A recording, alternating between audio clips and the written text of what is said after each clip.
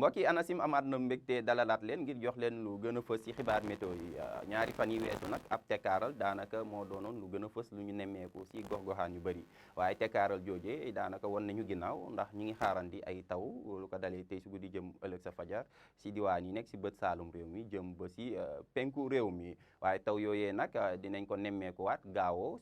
ci lu ko dalee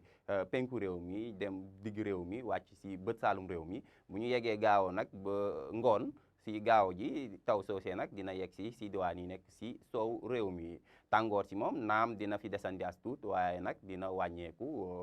as tuut si biir réew mi ba tax na bu ñu xoolee sunu naataalu satellite bi di càmbar ni jaww ji tëddee naataal ji mu ñu koy firndeel ndax mu ngi wan ay ndiir yu commencé juddu tàmbali juddu foofee si bët saalum réew mi ba si penku réew mi lu ko dalee tey si ngoon jëm ëllëg sa fajar waaye bu ñu ñëwee si gaaw si fajar ndiir yi nag dinañ ko nemmeeku si diwaan yi nekk si penku réew mi foofee c'est Bakel Matam wàcc si digg réew mi yegg si bët saalum réew mi ndiir yooyee nag dina ñëw si gaaw si ngoon si diwaan yi nekk si soow réew mi ba tax na si wàllum prévision lu ko dalee tey si guddi jëm sa ëllëg sa fajar taw si nag ñu ngi koy xaarandi Ziguinchor Sédhiou Kolda dem ba si diwaan yi nekk si penku réew mi bàyyi nag si guddi si lu des si réew mi si ab tekkaaral tàngoor fajar si tamit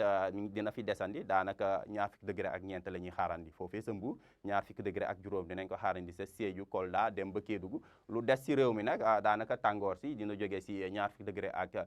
juróom benn dem ba ñaar fukki degré ak juróom ñaar ëllëg si gaaw ji nag taw si dina tàmbali si diwaan yi nekk foofee si penku réew mi lu ko dalee Matam Bakel Tamba wàcc si digg réew mi dem ba si bët saalum réew mi bu ñu yeggee si gaaw si ngoon nag taw si nag dina tàmbali yegg si diwaan yi nekk si soowu réew mi bu ñu xoolee tàngoor si nag dina wàññeeku as tuut si biir réew mi daanaka fanweeri degré ak benn dinañ ko xaarandi foofee sa Ndakaaru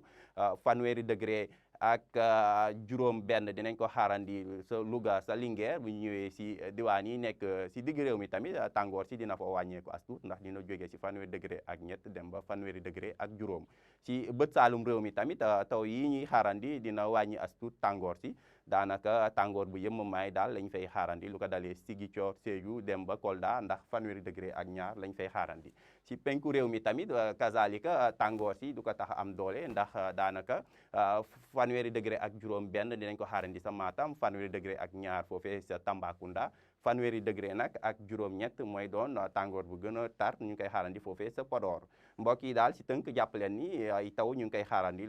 lu ko tàmbalee tey si guddi jëm ëllëg sa fajar si diwaan yi nekk si bët saalum réew mi jëm ba penku réew mi bu ñu diggee si gaaw ji nag dinañ gis ni taw si nag dina gën a bëri si dëkk bi ndax ñu ngi koy xaarandi foofee sa penku réew mi si digg réew mi ba si bët saalum réew mi bu ñu demee gaaw si ngoon nag taw si soog a yegg si diwaan yi nekk si soowu réew mi bu ñu xoolee tamit bu ñu demee ba si dibéer bi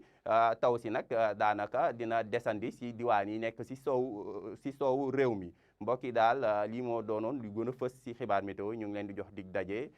ba altine bii di ñëw wasalaam